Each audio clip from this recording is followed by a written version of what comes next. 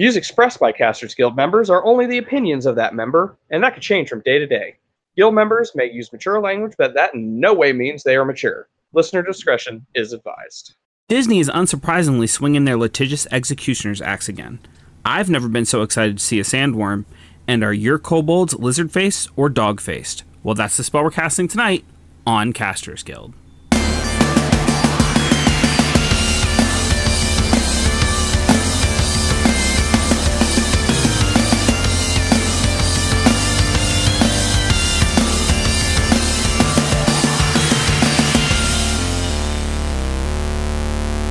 Thank you for tuning into this episode of Casters Guild. I am your Guild Master Ric Perry, and I will play one swamp, tap that for a soul ring, and pass turn.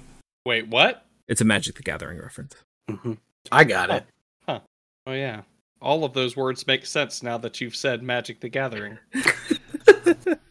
Okay, so Baron, on turn 1 of Commander in Magic the Gathering, it's often common to pay 1 basic land and then use that 1 basic land. And I'm Baron Kane, and I'm not a fucking nerd.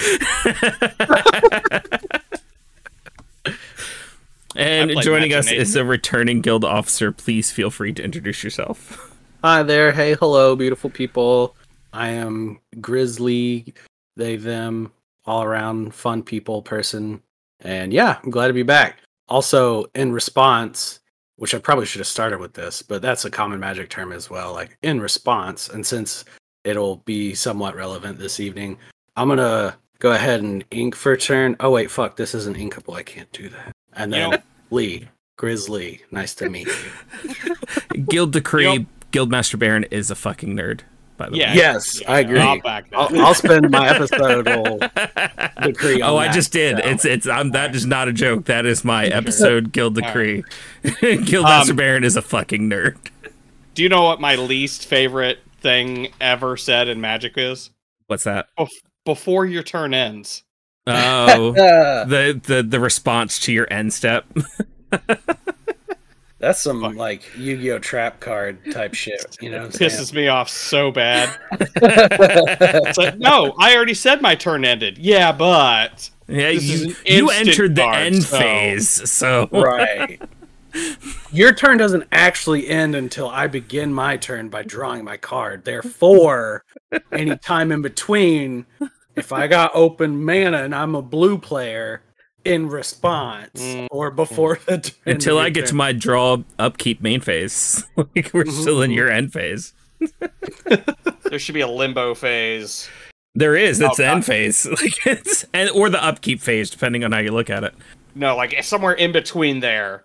But then if there's like an in-between phase, that's going to open up a whole new complexity to the game. Oh, yeah, you add another phase on top of that, then there's going to be a whole new set of cards that come out to utilize that phase. You're right. Now that's some Yu-Gi-Oh shit right there. That is some Yu-Gi-Oh shit. All right, as long as we're diving into TCGs, which is not how I planned on starting this episode, but I did it to myself. Lee, you brought some news to my attention that Ravensburger seems to be killing a TCG app for Lorcana. For Lorcana, yes. So this was created, I believe, or was in beta phases, I believe, as the first set of Lorcana, like Disney's Lorcana, the first chapter, as or just before they released, which was September of last year, was the first official launch of Disney's Lorcana Set 1, or first chapter, excuse me. And there was a developer, I don't recall what his other works have been. There were some other projects he had mentioned working on in the Discord for Pixelborn, which is the app you mentioned. Pixelborn was Pavel, the developer's name was Pavel, or is Pavel, excuse me, and he created Pixelborn, which was essentially, if you want to think about it, it was like a digital TCG version of Lorcana that had no official Disney or Ravensburger affiliation, and the only kind of trademarked or Disney affiliated wording that was ever used in this app was just the card images and things. But of course, that is its own copyright thing. But in any case, outside of proxying the cards, which of course did not happen, everything else about it was like, of Pavel's own creation, and it felt very similar, but not like a copy of, like, say, Hearthstone.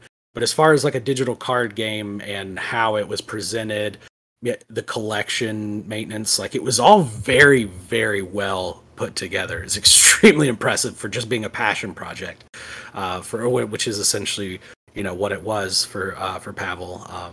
And so it was a very great tool in a lot of ways, and we'll get into a little bit more of that. But essentially, yeah, just to kind of hit, the front end of this, yeah, Pixelborn was a fan created, for all intents and purposes, tool that kind of offered a digital and online experience for the Lorcana trading card game. I am not familiar with Ravensburger's litigious history. However, I know Disney is quick to send out the NDAs.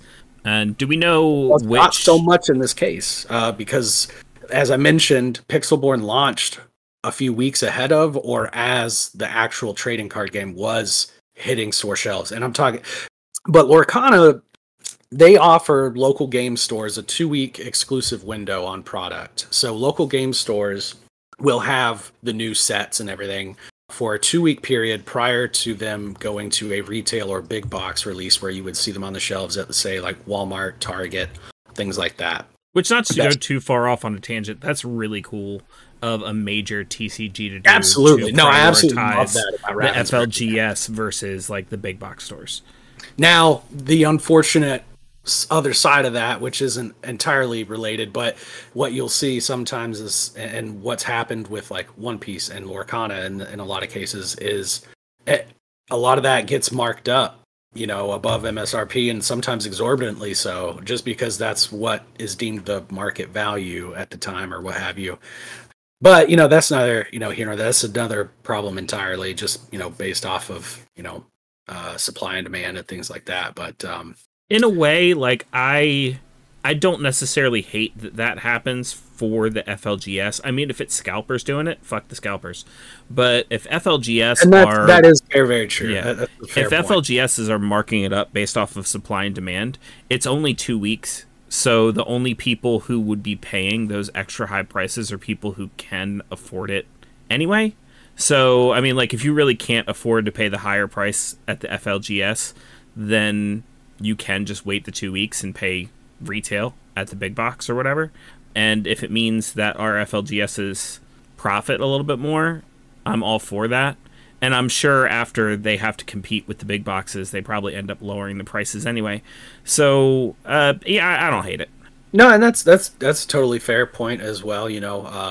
Granted, I've paid, the upped prices, but only, to your point, at local game stores. Like, I will not pay, a scalper, or something. I won't buy from scalpers in the first place. But I was gonna say it was, or I don't pay scalpers above MSRP, but it's not true to say that I pay scalpers at all, because I don't. But again, to your point, like, I have, and for that reason, I'm like, man, it sucks, but at least I'm giving, money to the store I play at. I'm supporting them to, get additional product and keep their player base supported with prize pooling and things like that. So that's why I do it. But it still does hurt to me. Like, I know this is $60, right. Why am I paying $120 or whatever, But yeah, I didn't mean to get us No, you're fine. Do we know whether this is a Disney takedown or a Ravensburger takedown of this particular app? I assume Disney, but we all know what assuming does.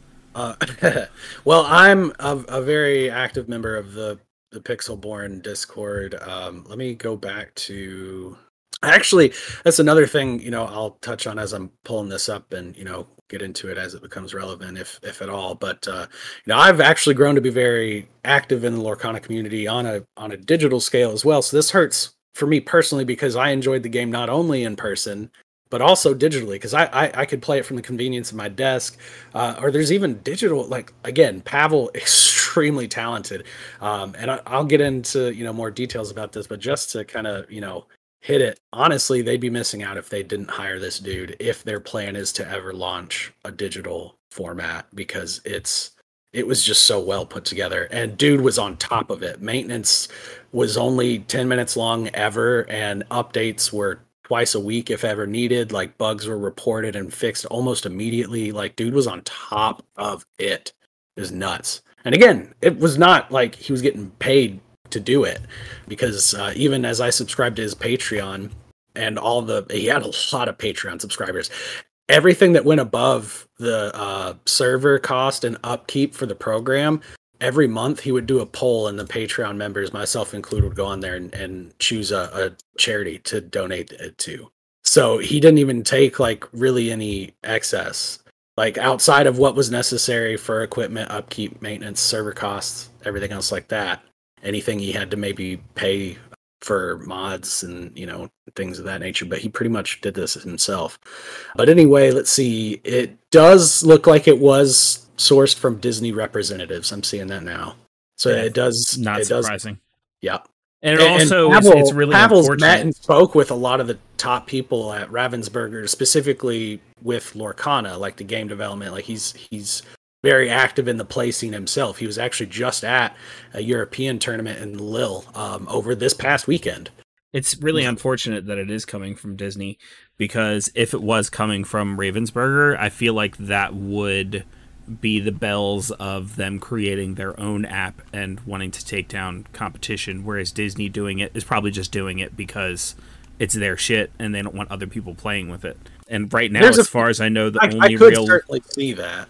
As far as I know, the only real Lorcana app that exists just lets you look at cards. There's the not only really much else you official can do with it. Yeah, there's an official Lorcana app, and it does house every card, and it separates them by sets. You can look at them. It does have some neat features where you can track your collection and even mark what foils you have, like what cards you have in foil, or even enchanteds are included in there, which enchanteds, for those who aren't, you know, versed with Disney Lorcana, are basically their alternate art or, you know, chase rare cards. There's only a set number every set. And they have full art patterns, specific hollowing effects. They're very, very pretty. And they typically are only on cards that are, I believe, super rare or higher as far as their rarity. But yeah, there's some really cool ones. But all of those can be tracked in there. They did add another cool feature recently with the release of Set 4, Ursula's Return. You and I actually, you know, played a little bit of the co-op adventure kind of thing that they released, which was actually really cool. You know, aside from with it, yeah, it was super. Yeah, fun. it's a lot of fun. I loved it, and you made a good point. You know, wish more TCGs would incorporate cooperative, you know, modes, because it is another great way to interact with the game and learn the game. And, you know, even though on the co-op mode, obviously, just like anything that has a PvP and PvE mode, they're never a 1-for-1 experience, you know. But right. It's really cool. But yeah, no. Outside of what's going on with that, I think the health of Disney over the game overall is really, really good. But when we were playing that, I noticed they added a feature to the app where you can actually track Ursula's lore and each player's lore on the app, as well as select what difficulty you're using.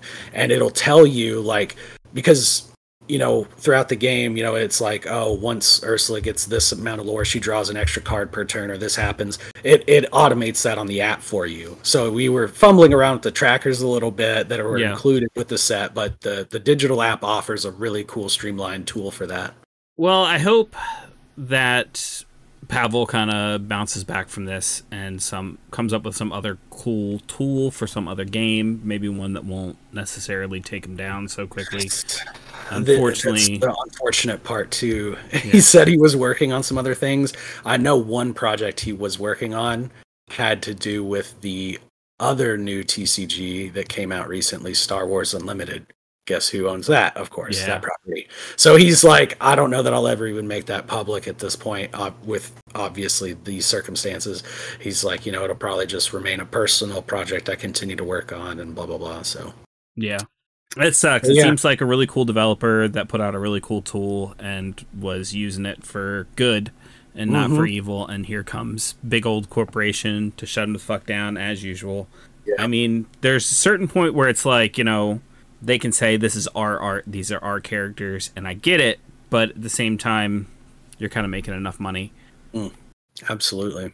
I don't know if there's anything specific you want to know about the situation beyond what we've talked about, but I have some thoughts and points that I kind of, because like I mentioned, this was kind of big for me. I sat here and played probably 2.5 hours every other day, sometimes, 3, 4, 5 nights a week. I'd put an hour or two into, because I just enjoy the Lorcana game, but I only make it out to a local event, once a week. I could maybe do 2 if I really wanted to, but like the stores, it's a drive in different directions, and and that's the reality for a lot of people in the local game store scene, and that's another unfortunate side effect of it is, the accessibility is not going to be there.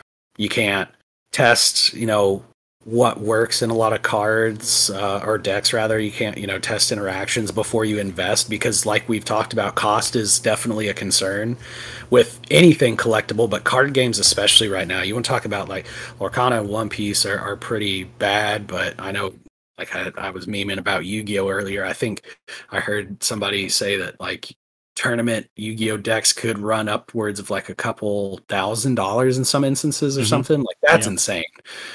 But so I feel dumb, but almost, whatever, to count myself lucky, if you will, that, some of the Lorcana decks they're getting up there now, but if you bought just the singles and some of the like, staple and more expensive cards, they could run you $450 a deck, anywhere from like 200 to 450, if you were looking for something that included rarer, cards and stuff like that.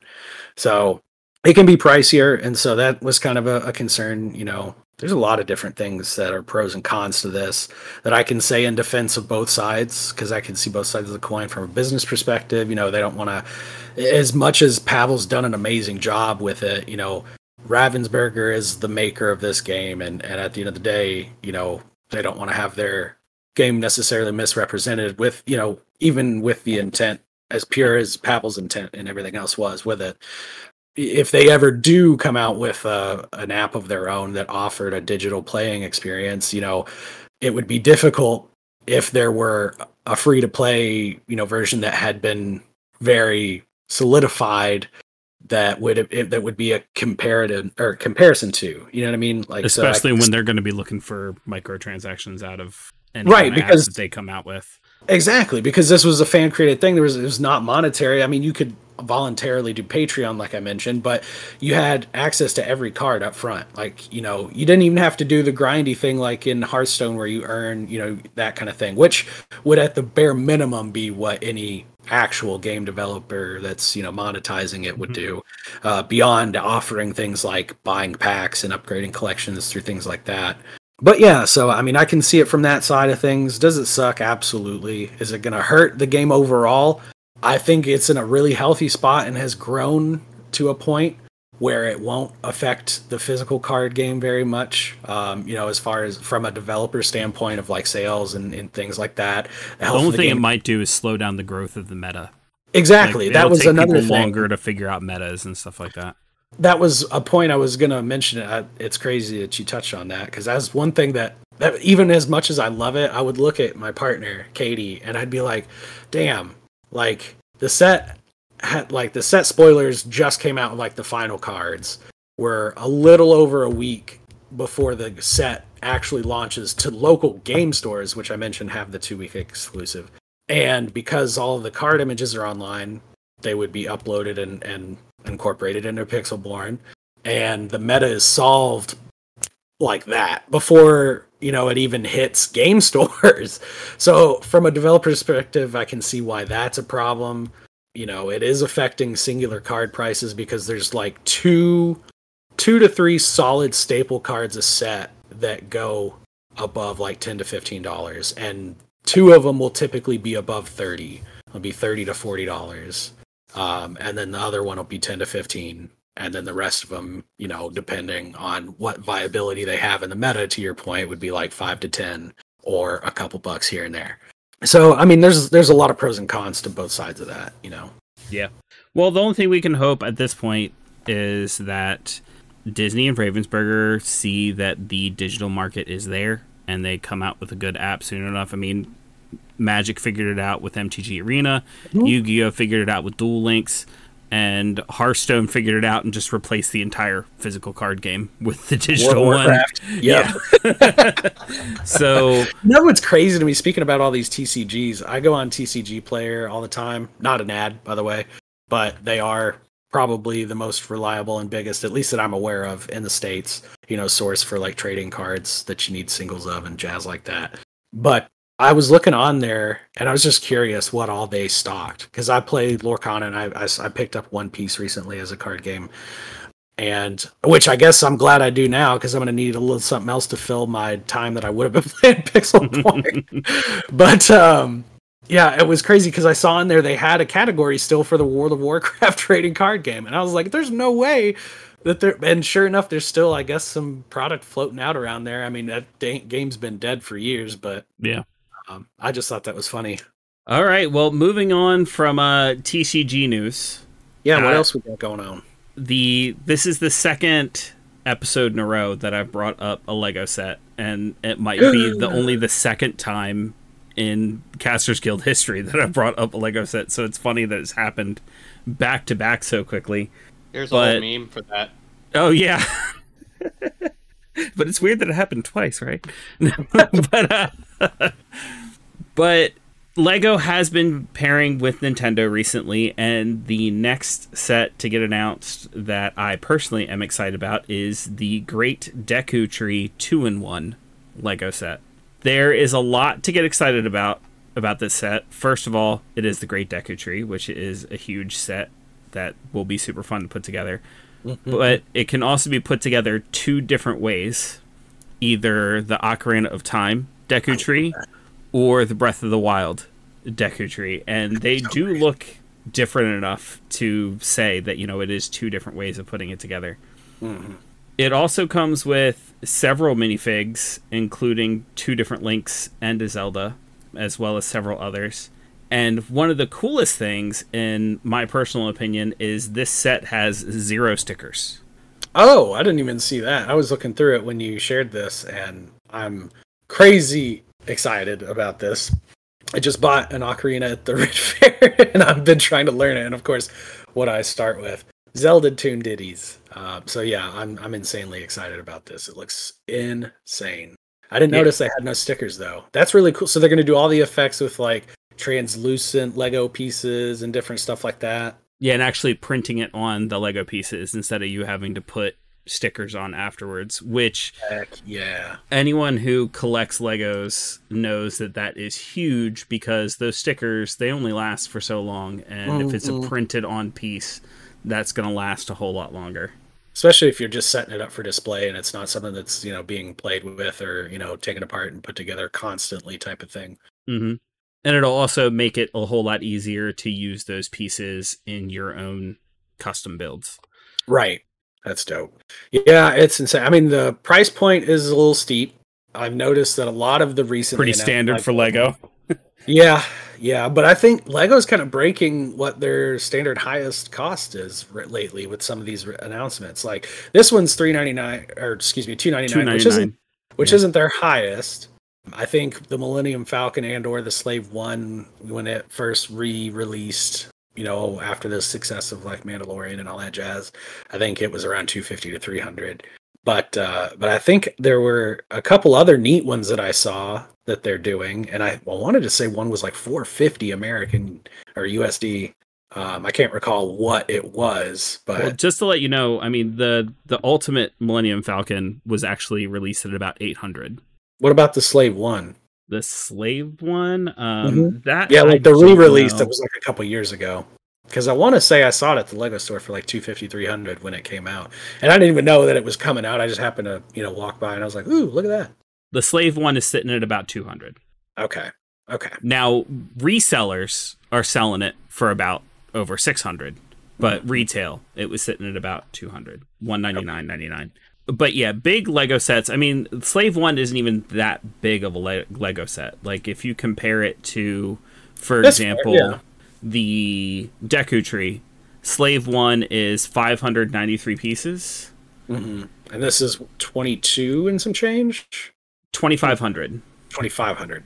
So if you consider that was 200 and then this is 300, and you look at like how many pieces and how many minifigures are included, I mean, don't get me wrong, Legos are expensive. I'm not trying to say that they aren't expensive, but if you compare them to prices that other similar Lego sets has released, it's actually a very reasonable price to release at 300. Yeah, I mean, you're not wrong, but I agree with you. Yeah, Lego's just in general kind of expensive a little bit. I feel kind of the same way about this set as I did the one I talked about last episode, which was the Lord of the Rings Eye of Sauron set, which released at the exact same price. Actually, I think you kind of, if we were just talking raw bricks, you're getting a better value with the Eye of Sauron, I believe. You get way more minifigs, and I think it's way more pieces, too. And they're releasing it at the same price. Was that the one that's... Oh, that one's also 300. Okay. Mm-hmm. Neato. But this one is Nintendo branded, and you can build it 2 different ways. So, I mean, define value how you want to define value. Yeah, my partner would be much more interested in the Eye of Sauron. However, would sell a toe or feet pics for that Zelda set. But if you want to get something that's really cool that won't necessarily break the bank, you know where you could go. Where's that? tvillain.com. T-Villain is a t-shirt site where you'll find a killer limited edition shirt being sold for $13 only while supplies last. Every Monday, the site features a new design by a new artist. We would tell you what's featured right now, but by the time you hear this, it's already changed.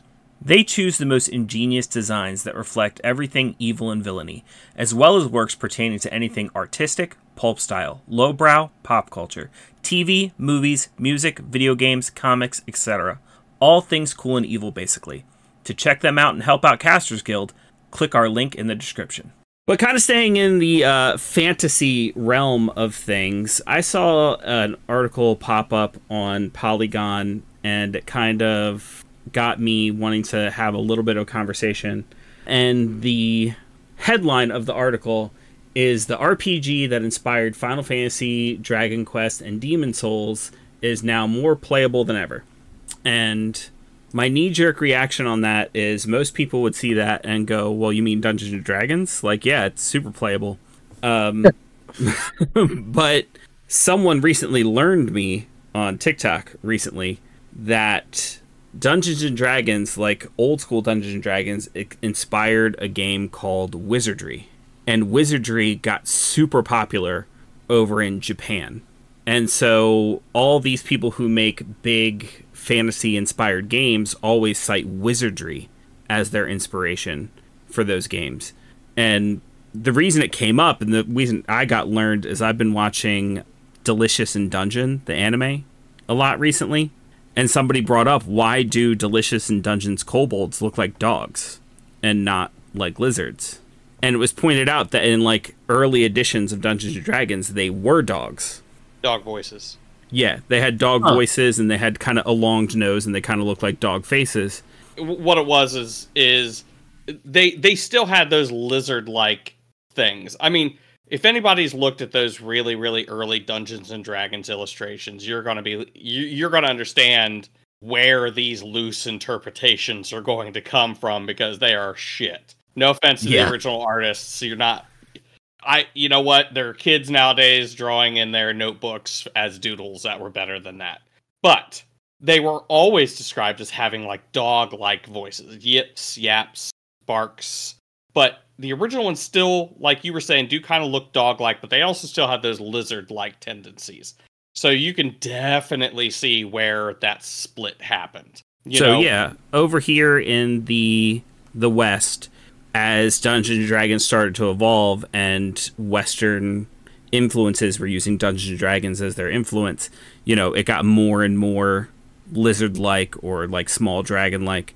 And over in Japan, where they had Wizardry apparently really leaned into that's a dog. Dog face monsters. Yeah.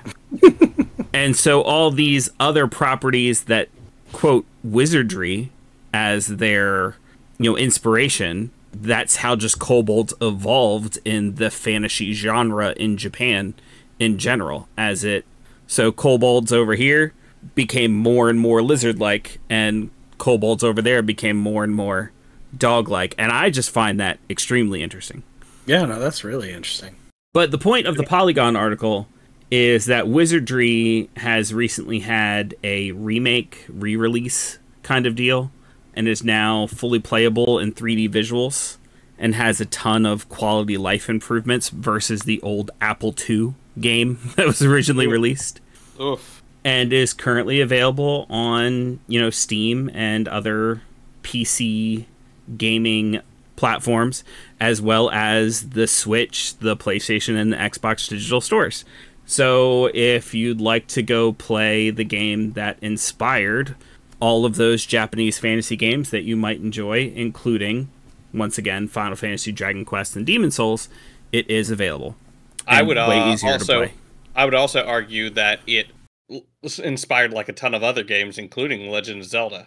Yeah, if you think about it. I mean, like, it's one of those things where I think we've traced this line back more than once on the podcast, where, you have folklore leads to Lord of the Rings, leads to Dungeons and Dragons, leads to Wizardry, leads to pretty much anything fantasy over in Japan. Mm-hmm. Whereas, like, you just take a slightly different split where if it's not Wizardry, it's whatever else came next after Dungeons and Dragons over here, leads to everything fantasy over here. Right.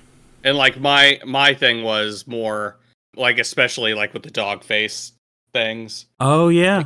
So you got the dog face kobolds from Wizardry, and then God, for life of me, can't remember what the dog face guys. No. Moblins are, like, the more pig-faced ones. Bokoblins? That might I be know there was Bokoblins. some that just had straight-up bulldog faces. Yeah. Oh, my gosh. I know, okay. It's been a long time since I've looked at the original Legend of Zelda and all of the enemy names in the original Legend of Zelda. But I know in, like, Breath of the Wild, Moblins do look more pig-faced, and Bokoblins have, like, more elongated snouts and look more dog-faced. But I think those might have been one and the same in the original Legend of Zelda. Who knows? Yeah, Moblins are the ones that have, like, that, the bulldoggy looking face from the OG.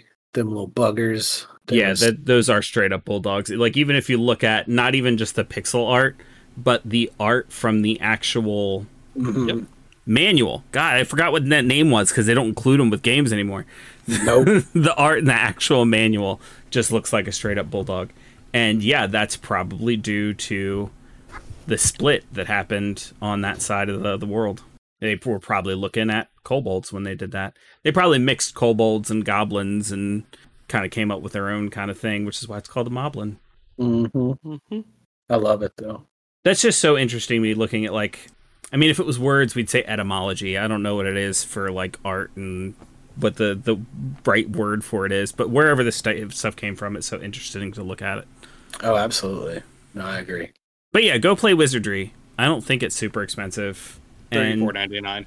$34.99. Yeah, that's not super expensive. Or if that is super expensive, because even then, that might be a little bit much for me to play a game that old. That's, let's be honest, extremely difficult. Even if it's just remastered, yeah. It's maybe wait for a sale, but like if it's on Steam and stuff, it'll be on sale soon enough. I know it will. So, but they do have other Wizardry games too, if you wanted to check them out for cheaper. So yeah, there you go. One Wizardry 6, $4.99, and it's really close. Well, I don't even want to say really close to the original, but I mean, you get what I'm saying. Yeah. Oh man, they got a gas dragon. It's a dragon. Actually, 6, 7, and 8 are all pretty affordable, especially considering the graphics that you're dealing with. So yeah, Wizardry Labyrinth of Lost Souls looks kind of interesting. So yeah, not super expensive to take a stroll back through games that inspired possibly some of your own favorite properties, and not just games. Like I was just talking about, Delicious and Dungeon is inspired by this sort of stuff. So your favorite games, animes, fantasy properties from Japan. If it has any Western leadings whatsoever, it probably got some inspiration from Wizardry. So check it out. That's dope. But speaking of early TTRPGs, you might remember about 20 years ago, a movie called Gamers Darkness Rising came out,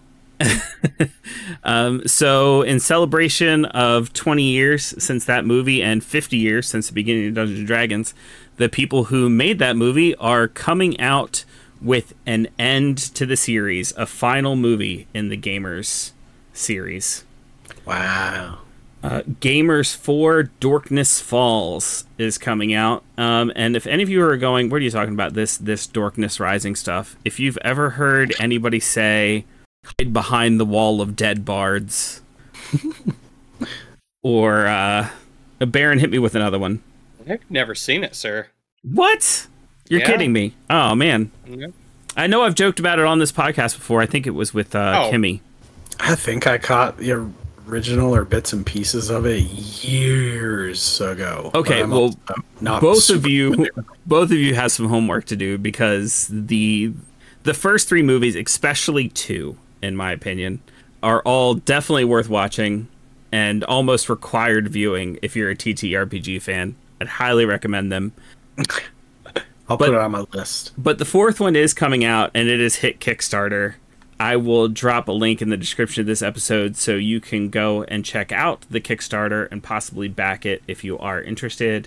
This is definitely a movie that I think deserves to exist. So it's really funny, filled with a whole lot of send-ups of classic gamer tropes, like the grognards who this podcast is so known for making fun of or sending up. Like, they do the same thing, where they have characters who engage in that sort of behavior and then get their comeuppance for it. So yeah, definitely check out those movies. I won't get too much into spoiler territory and stuff like that, because apparently neither of the other people on this podcast with me right now have really seen them. So sorry. But that just means you get to take the same advice that I'm giving to our listeners, and you should go seek out the original movies. As a matter of fact, let me go ahead and look that up. I think the last I checked, they were all viewable on Prime. Oh, okay. But let me see. Okay, they're not viewable for free on Prime, but I feel cheated. But you can rent. I think it's either rent or buy for 99 cents. Cheated. I feel cheated. Yeah, 99 cents. You can watch them for 99 cents or $1.99, depending on which one it is. So for a couple of bucks, you can go watch the movies. And honestly, I'm not logged into my Prime account right now, so for Prime, it might actually be free. I'm not sure. Or you can find some of them in their entirety on YouTube, but, you know. You know where you can't find it? I don't. tvillain.com. Just insert a second ad for the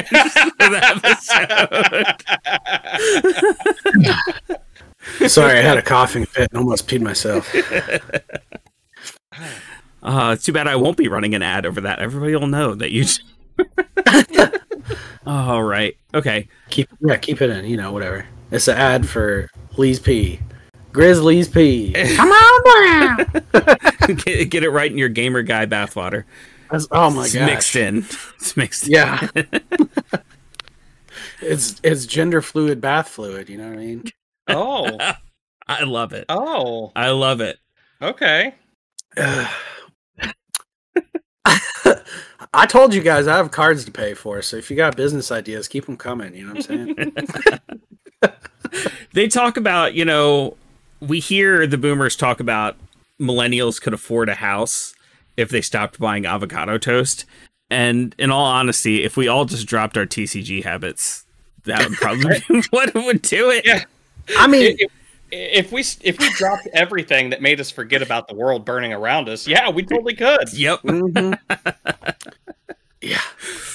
But as far as other inexpensive forms of entertainment, my favorite band in the world is doing a digital concert. That is Ninja Sex Party for their 15-year anniversary. They are releasing a new album that will be entirely, it's just called Master Strokes. And it's just an entire remastering and re-recording of some of their best songs that they've come out with over the past 15 years. That's and so fucking dope. That's what they will be playing at this digital concert.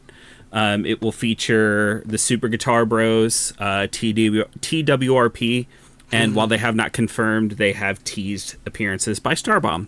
Let's go. So I saw that they were going to announce something today, but I didn't see what the announcement was. So this is, I'm hearing it fresh off the press.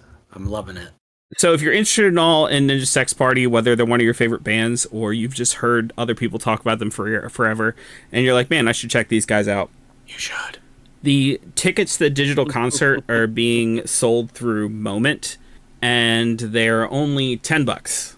Now, technically, you do have to be a Patreon member of NSP to even buy the tickets, but you can be a free Patreon member of NSP and still get access to the tickets. So you don't actually have to pay for their Patreon in order to go buy. So you can go sign up for their Patreon for free and then go buy the tickets for $10. And then you can watch the concert live, and it's available to stream for like the next 2 or 3 days afterwards, as much as you want after the live experience. The actual concert is happening in, I believe it's the United States on the August 24th, and in Europe, August 25th. I could be wrong about those dates, but I'm pretty sure that's it. And I will most likely be buying a digital ticket and hosting a watch party for my friends. So I hope some of you out there will be able to do the same. Hell yeah. I gotta catch that. Yeah, I also love NSP, especially if also twerp or TWRP, whatever they, prefer. I'm not sure, but we've caught them live before, and they are amazing. I absolutely love them. And then Guitar Pros are great, and Star Bomb potential is absolutely killer. So I gotta see that. Moment, by the way, the guys they're selling tickets through are the same people who did the tickets for events like Creator Clash. So okay, I assumed that they probably would, because that seemed to go well for them. Yeah, I didn't seem to have any hiccups or whatever.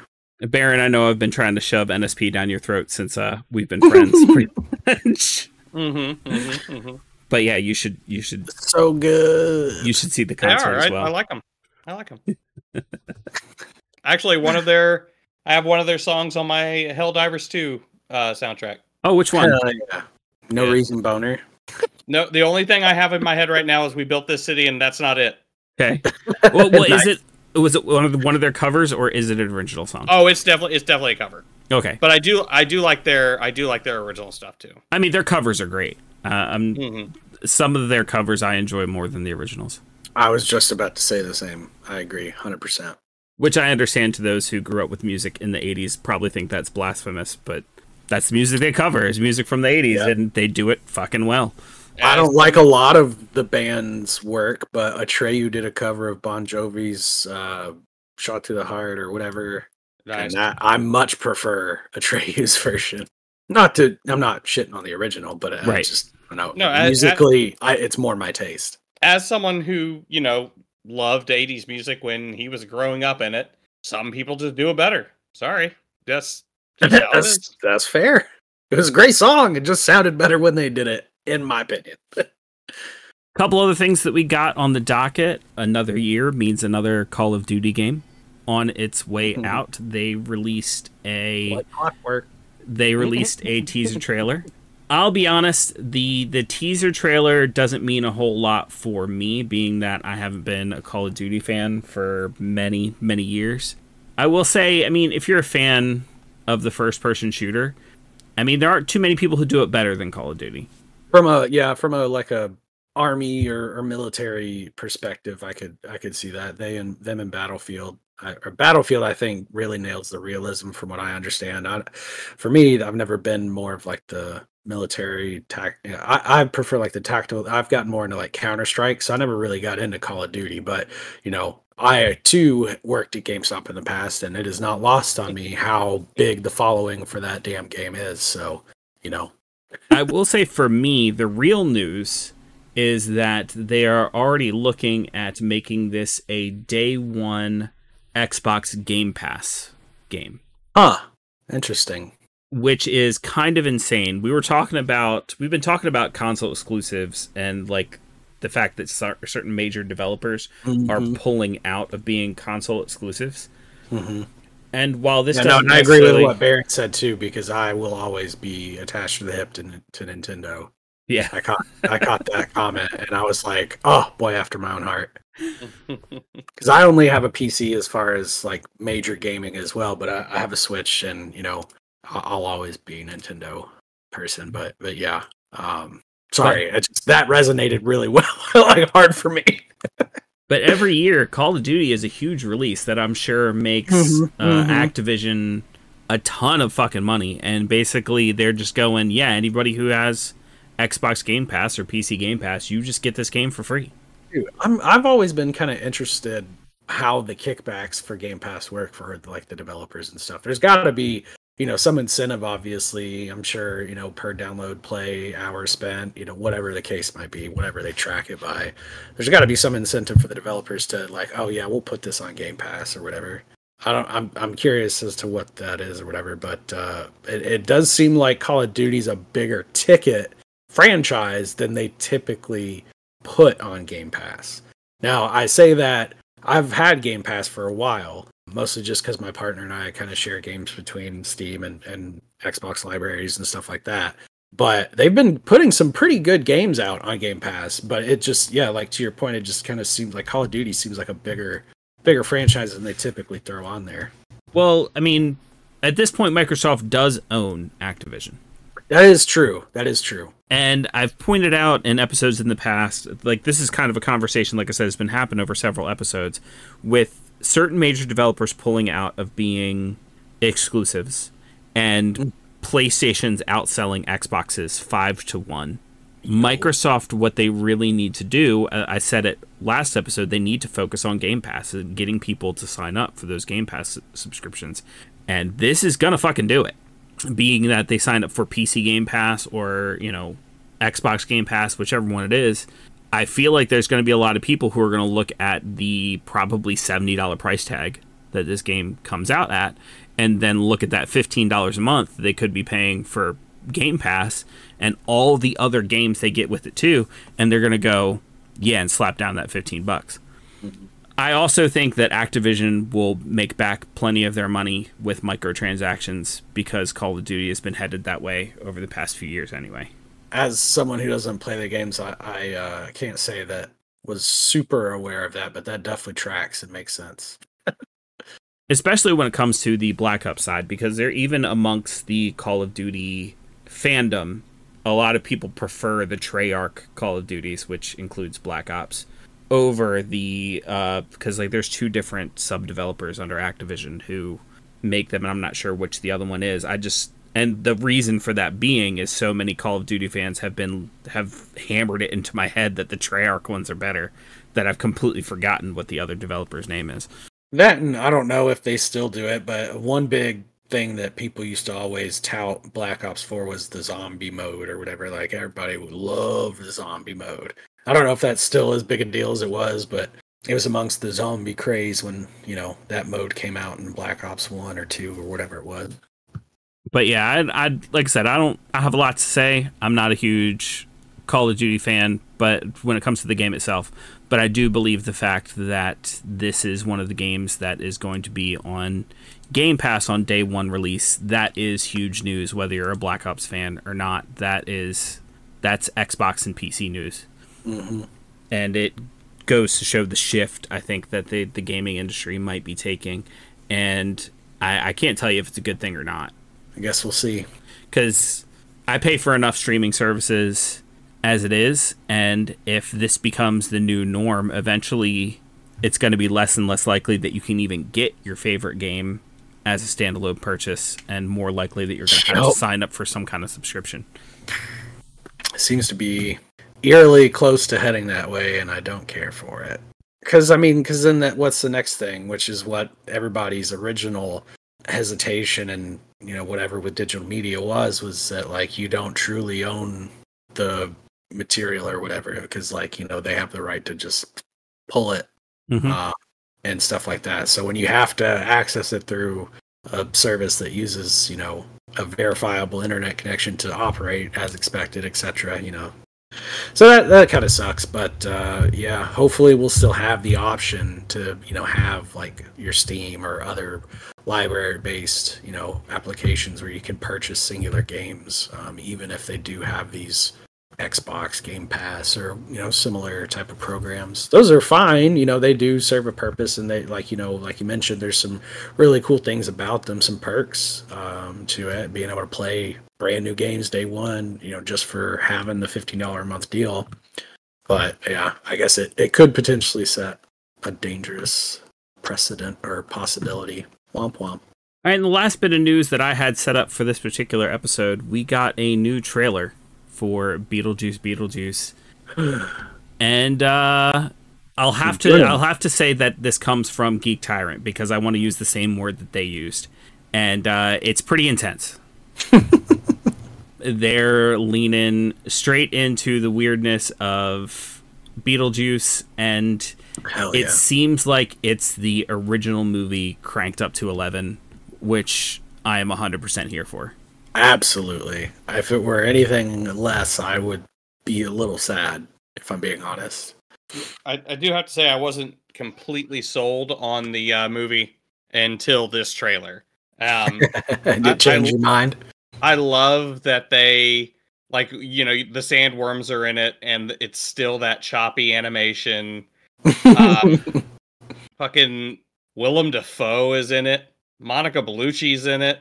Like, I'm here for this. Absolutely. After watching that trailer, that's the first thing that I looked over at Tiffany and said. I was like, they kept the cheesy effects. Mm-hmm.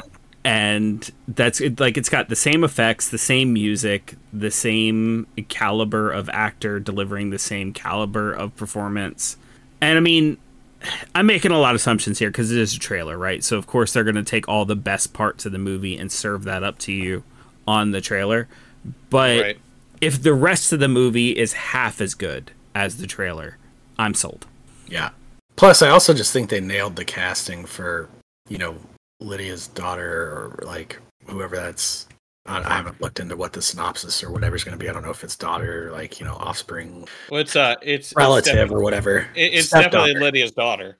Oh, daughter. Okay, my bad. Yeah, Okay. yeah, I thought Lydia's so. daughter. I mean, it looked like a spitting image, so I was like, either that or like maybe this little girl got Stockholm syndrome and just like imitated her. reading this right off the Geek Tyrant article, Jenna Ortega is playing Lydia's daughter Astrid. Okay, dope. But no, I love that, and I loved her in Wednesday, and I thought that was a really cool take on it. So no, I think she'll do great, and I'm excited to see it. She is definitely this generation's creepy girl actress. Like, if you need that's fair. If you need a Lydia Dietz or Wednesday Addams or whatever other, like, it's Jenna Ortega is the one right now. Yep, it's true. This generation's Christina Ricci or Winona Ryder or who, like, they all have different generations have their creepy girl actress, and Jenna Ortega has been happy to fill that role. Absolutely, she's done well at it too. I was gonna say, just like in early to mid 2000s, if you needed a girl or a hot girl for a robot movie, you called Megan Fox. So now if you need a creepy girl, you called Jenna Ortega. Yeah, Hollywood tends to cycle through the same tropes and just fill a particular actor or actress into those tropes. Mm-hmm. But yeah, even though the music, I mean, Danny Elfman is composing an entirely new score for this movie, so it will nod back to the old music, of course, but like it gets its own whole new score, which is fantastic. It is. I love anything Danny. And that man is a treasure. Yes, absolutely. But it's not the only thing that's coming out that I am excited about. Furiosa is in theaters now, so I got to make plans to go see that. It looks fucking awesome. And Deadpool and Wolverine comes out at the end of July, and there's been some really cool announcements for like premiere packages for that movie. So why don't y'all email us at castersguild@gmail.com. Tell us what movie's coming out that you're super excited about that you can't wait to hit the theater for. Join us on the Discord. That's where all the fun stuff is happening. And we will see you in the next one. Bye-bye, everybody. Bye-bye. Bye. Love you, ladies. Bye-bye. See you later. Bye. Bye-bye. We'll see you at the movies.